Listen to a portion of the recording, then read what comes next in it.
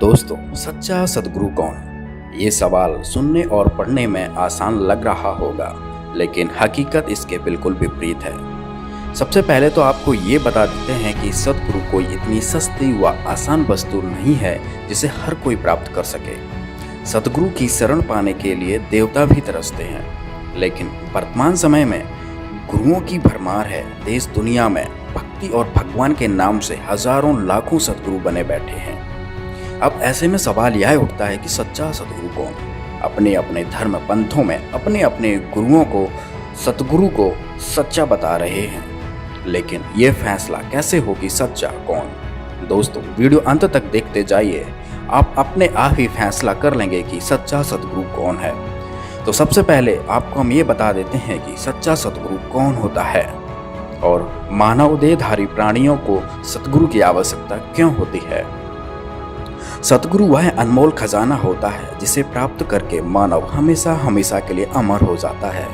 सद्गुरु से मिलने के बाद अनेकों लाभ प्राप्त होते हैं। जैसे सद्गुरु मिलने के बाद मनुष्य के सर्व दुख दूर हो जाते हैं, हर प्रकार का रोग कष्ट नष्ट हो जाता है।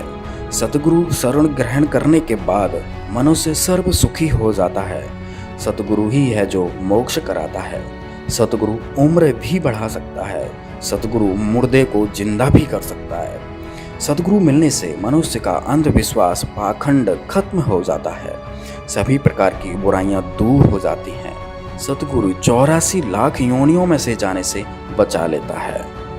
सद्गुरु के ऐसे कितने गुण गाएं। कबीर साहब जी ने कहा है कि 7 समुद्र की मसी करूं, लेखनी करूं बन राय, धरती का कागज करूं, गुरु गुण लिखा न जाए। कहने का तात्पर्य है कि सद्गुरु मिलने के बाद मनुष्य को अनेक लाभ होते हैं जिसकी महिमा भी नहीं की जा सकती। अब हम विचार ये करेंगे कि क्या हमारा गुरु सच्चा है तो आपको इस तरह से कोई लाभ प्राप्त हुआ है कि आपकी बुराइयां दूर हुई हैं, क्या आपको सुख मिला है? दोस्तों, आप हमें कमेंट बॉक्स में ज़रूर बताएं। दोस्तों, अब हम आपको बताएंगे कि सच्चे सद्गुरु की पहचान क्या होती है। वेदों, गीता आदि में पवित्र सद्ग्रंथों में प्रमाण मिलता है कि जब जब धर्म की हानि होती है व अधर्म की वृद्धि होती है तथा वर्तमान के नकली संत महंत गुरुओं द्वारा भक्ति मार्ग के स्वरूप को बिगाड़ दिया गया होता है, फिर परमेश्वर स्वयं आकर या अपने परम संत को भेजकर सच्चे ज्ञान के द्वारा धर्म की पुनः स्थापना करता है। और इसकी पहचान यह बताई है कि वर्तमान धर्म गुरु उसके विरोध में खड़े हो जाते हैं, राजा प्रजा को गुमराह करके उस पर अत्याचार करवाते हैं। सच्चे सद्गुरु की पहचान में कबीर साहब जी ने बताया है कि जो मम संत सत उपदेश दृढ़ावे, वाके संग सब राड़ बढ़ावे, अर्थात जो सच्चा सद्गुरु होगा, जो सच्चे ज्ञान को देगा, उसके साथ सभी झगड़ा करेंगे। दूसरी पहचान है कि सच्चे सद्गुरु को सभी धर्म ग्रंथों का ज्ञान होता है। गरीबदास जी अपनी वाणियों में कहते हैं कि सद्गुरु के लक्षण कहूँ, मधुरे बैन विनोद, 4 वेद 6 शास्त्र कहें 18 बोध। अर्थात जो सद्गुरु होगा उसको सभी शास्त्रों का, सभी धर्म ग्रंथों का, जितने भी दुनिया में सद्ग्रंथ हैं, सबका ज्ञान होता है। तीसरी पहचान बताई है कि सच्चा सद्गुरु एक दिन में 3 समय की साधना बताता है।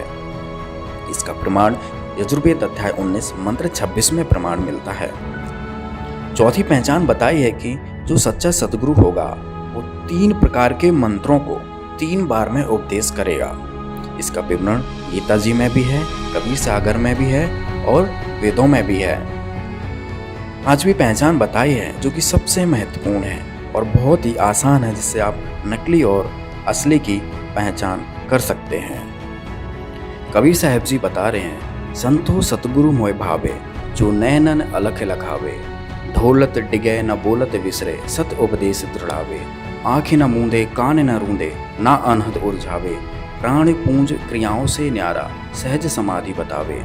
अर्थात जो सच्चा सद्गुरु होगा वो किसी भी प्रकार का कीर्तन, नाच गाना, मेडिटेशन, आंख बंद करवाना, कान बंद करवाना, श्वासों के द्वारा क्रियाएं करवाना, ये कुछ नहीं बताएगा। छठवीं पहचान बताई है कि सच्चा सद्गुरु वह होता है जो आपको 2 अक्षरों की जानकारी देता है।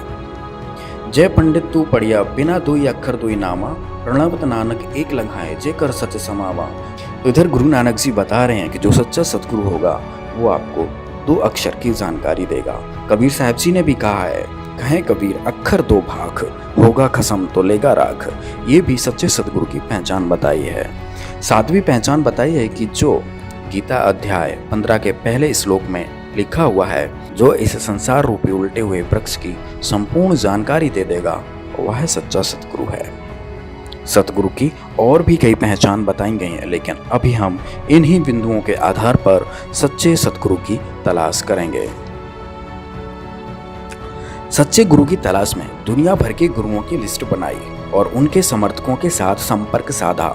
हमारे शास्त्रों में जो सच्चे सतगुरु की पहचान बताई है, वो एक एक से सभी धर्म गुरुओं पर फिट बैठाने की कोशिश की, तो एक महापुरुष को छोड़कर सतगुरु की पहचान किसी पर भी फिट नहीं होती है।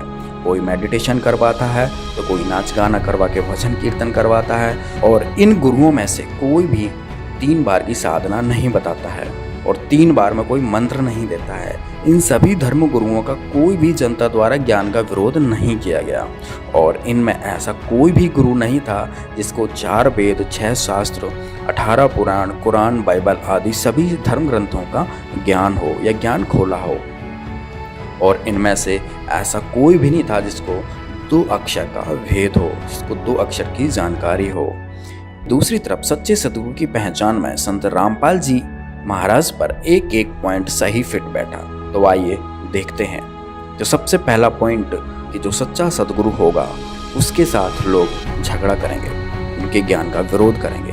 तो संत रामपाल जी महाराज जी के साथ ही ऐसा हुआ है कि आज तक संत रामपाल जी महाराज के ज्ञान का विरोध हमेशा नकली संतों, महंतों के द्वारा होता आया है।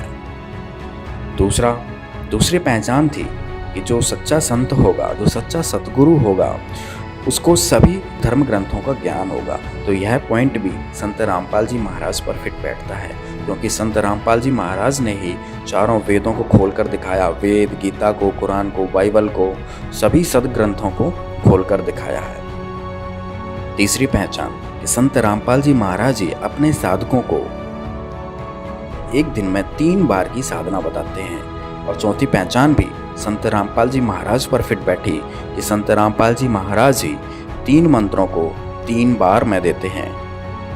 पांचवी पहचान, संत रामपाल जी महाराज ना मेडिटेशन करवाते हैं, ना भजन कीर्तन, नाच गाना करवाते हैं, ना आँख कान बंद करवाते हैं, और ना भी किसी प्रकार की श्वास की क्रियाएं करवाते हैं। वो मंत्रों को देकर एक सहज समाधि, सहज भक्ति बताते हैं। छठवीं पहचान भी संत रामपाल जी महाराज पर सटीक बैठी कि संत रामपाल जी महाराज ने ही अपने साधकों को, अपने भक्तों को, दुनिया को बताया कि जिसके पास 2 अक्षर का मंत्र सतनाम नहीं है, उसका मोक्ष नहीं हो सकता, क्योंकि सतनाम ही है जो मोक्ष में सहायक होता है। सतनाम के बाद फिर सार नाम व शब्द मिलता है। और 7वीं पहचान जिसमें बताया गया है कि जो उल्टे लटके हुए वृक्ष की पूरी जानकारी दे देगा, वो सच्चा सतगुरु होगा। तो इतने धर्म गुरुओं में आज तक कोई भी 15वें अध्याय के पहले श्लोक को नहीं खोल पाया है, और न किसी ने इस श्लोक की व्याख्या की है।